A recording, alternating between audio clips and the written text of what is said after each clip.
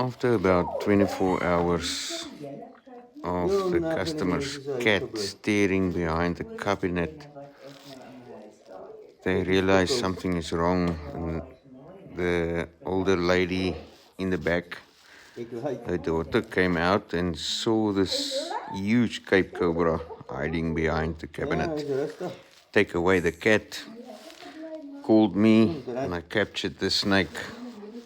Afterwards, she said this cat slept the whole day, shame, because he didn't get any sleep, didn't close an eye for 24 hours.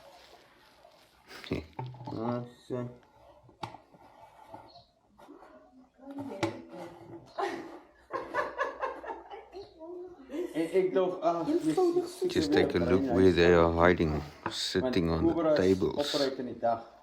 En hulle slaap in die nag. Môreoggend as dit warm raak, lig, son skyn hier van 8:00 af, dan val hulle in. Dan gaan soek hulle weer muise.